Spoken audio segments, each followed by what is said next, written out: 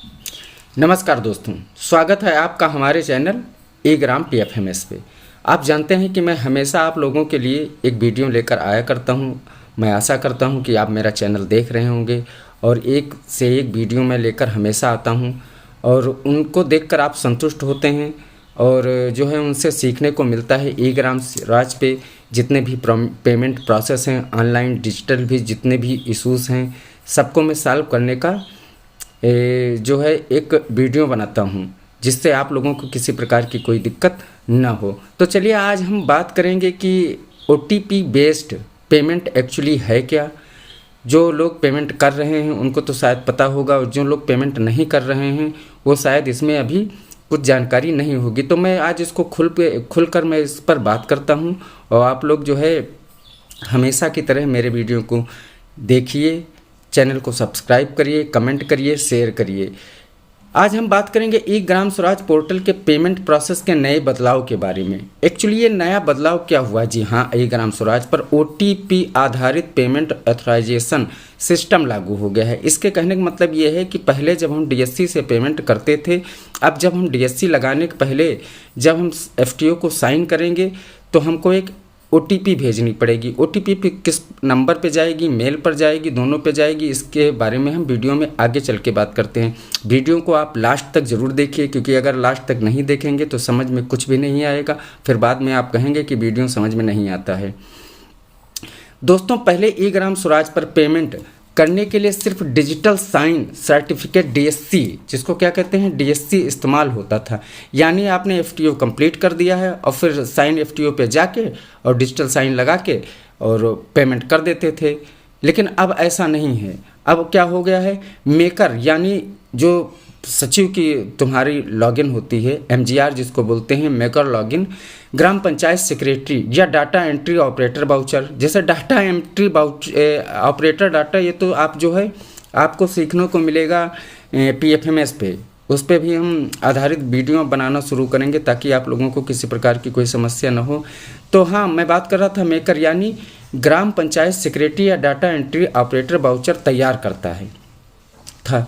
फिर चेकर यानी पंचायत प्रधान या सरपंच जिनको कह ले दे अप्रूव करते थे। ये तो हो गई थी तुम्हारी सारे सिस्टम PFMS के। मैं ई ग्राम स्वराज पे अब सरकार ने क्या किया है, इसमें एक नया फीचर जोड़ दिया है, OTP वैलिडेशन।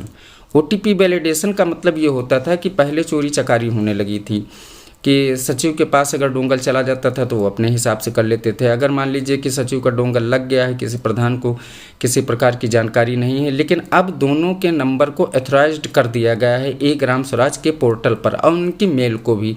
कहने का मतलब यह है जब हम साइन को FTO करेंगे तो OTP जाएगी उन पर। OTP जाएगी तो उनको ये पता चलेगा कि हाँ, जैसे पेमेंट आज लग रहा है। और फिर ई ग्राम स्वराज पोर्टल ऐसा है कि आप सब कुछ खोल के उस पर आसानी से देख लेते हैं। यह सिस्टम आसान तो था। कौन सा सिस्टम? DSC वाला आसान तो था भाई, बाउचर बनाया, DSC लगाया, काम हो गया। अब OTP का सिस्टम ये हो गया, OTP हम भेज देते हैं।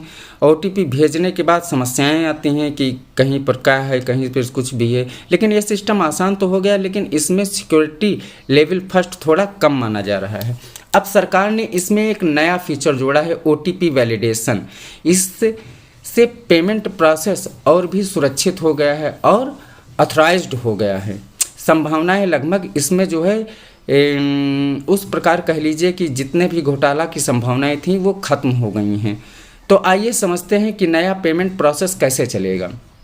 स्टेप वन में आप क्या समझेंगे कि पेमेंट बाउचर बनाना। सबसे पहले मेकर यानी डाटा एंट्री ऑपरेटर। मैं डाटा एंट्री ऑपरेटर नहीं कहूँगा, नहीं तो आप लोग कंफ्यूज हो जाएंगे कि सोचेंगे कि डाटा एंट्री ऑपरेटर कहाँ से आ गया ग्राम स्वराज में। एक बात करता हूँ मेकर यानी MGR की लॉगिन, सचिव की लॉगिन से पंचायत सेक्रेटरी ई ग्राम स्वराज पोर्टल पर लॉगिन करेगा, वह पेमेंट बाउचर को तैयार करेगा।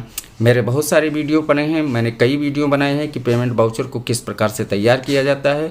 वह पेमेंट बाउचर को तैयार करेगा जिसमें बेनिफिशरीज का नाम, अमाउंट और स्कीम या एजेंसी का नाम, अमाउंट और स्कीम सारी चीज़ें होंगी। ठीक है, आप बाउचर कंप्लीट करना स्टार्ट करेंगे। स्टेप 2 में हम क्या जानते हैं? स्टेप 2 में हम जानते हैं कि अपडेट सबमिट बटन। बाउचर पूरा भरने के बाद जैसे मेकर अपडेट या सबमिट बटन दबाइएगा, जिसको कहते हैं फ्रीज करना। जैसे जब आपका पेमेंट कंप्लीट हो गया है तो आप वाउचर को फ्रीज करते हैं। तीसरे स्टेप में हम क्या सीखेंगे, OTP रिसीव करना। अब जब मेरा वाउचर कंप्लीट हो गया, मैंने फ्रीज कर दिया है, अब हम सबसे पहले क्या करेंगे कि हमारा काम आज दिन का ई ग्राम स्वराज पोर्टल पर इस ग्राम पंचायत का, इस GP का काम ख़त्म हो गया। तो मैं क्या करूँगा, जाके मैं बुक को क्लोज करता हूँ। जैसे मान लीजिए 18 तारीख है तो 18 दिन का काम, 18 तारीख का काम हमारा ख़त्म हो गया, तो मैं जाके बुक को क्लोज कर दूँगा। क्लोज करने के बाद साइन FTO पे जैसे ही जाएंगे, क्लिक करेंगे तो वहाँ पे वो OTP भेजेगा। OTP कहाँ जाएगी, अगर मेकर के साइन से आप साइन कर रहे हैं तो OTP सचिव के मोबाइल नंबर और मेल पे जाएगी। अगर चेकर का कर रहे हैं तो प्रधान जी के नंबर, सरपंच के नंबर या उनके मेल पर जाती है। ठीक है, फिर OTP रिसीव करना, OTP registered mobile number email पर आएगा, हमेशा आपको याद रखना चाहिए, इसीलिए मेल और मोबाइल नंबर कभी गलत मत डालिएगा। स्टेप 4 में OTP वैलिडेशन इंटर करने के बाद वाउचर आगे बढ़ेगा। मतलब ये कन्फर्म हो गया कि उनको पता चल गया कि आप पेमेंट करने का लास्ट स्टेप कर रहे हैं, जिसको कहते हैं साइन FTO। स्टेप 5 में डिजिटल सिग्नेचर, अब मेकर, चेकर और डिजिटल सिग्नेचर सर्टिफिकेट DSC लगाकर पेमेंट को एथराइज्ड होगा। आपने पेमेंट कर दिया। ठीक है, अब थोड़ा PFMS के बारे में। PFMS इंटीग्रेशन वाउचर अप्रूव होते ही पेमेंट की file PFMS public finance management system को भेज दी जाती है, मतलब जिसको कहते हैं हम सर्वर। PFMS वहाँ से वैलिडेशन और एक्नॉलेजमेंट भेजता है, किसको, बैंक को। इस तरह से पेमेंट बेनिफिशियरी अमाउंट सीधे क्रेडिट हो जाता है।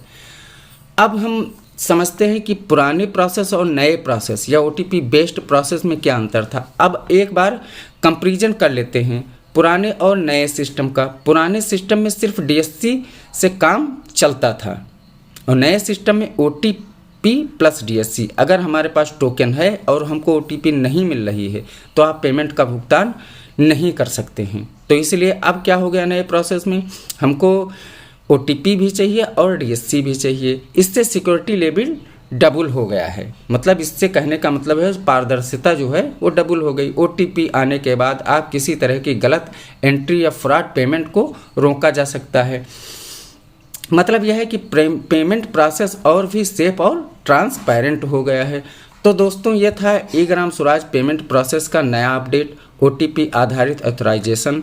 अगर आपको ई पंचायत और सेक्रेटरी, सरपंच या ऑपरेटर, तो ये जानकारी आपके लिए बहुत ही ज़रूरी थी और आप इस वीडियो को देखकर जो है समझ गए होंगे कि OTP बेस्ड और DSC बेस्ड पेमेंट में कितना अंतर है और ये जो है हमारे भुगतान के लिए सेफ भी है। उम्मीद है कि ये जानकारी आपको मददगार रही होगी। अगर वीडियो को अच्छा लगा तो लाइक करें, शेयर करें, हम कमेंट्स करें, हमारे चैनल को सब्सक्राइब करना ना भूलें और वीडियो को अंत तक ज़रूर देखें, ताकि ये ई ग्राम स्वराज के पोर्टल की सारी जानकारी मैं हमेशा आपके लिए लेकर आता हूं। और मैं चाहता हूं कि आप जब वीडियो को लास्ट तक देखेंगे, उसको पॉज नहीं करेंगे, तो फिर आपको चीज़ें अच्छे से समझ में आती हैं। और मैं तो अपना डायरेक्ट नंबर भी दे रखा हूँ, हमेशा डिस्क्रिप्शन में लिख देता हूँ, तो आप उससे कांटेक्ट भी कर सकते हैं।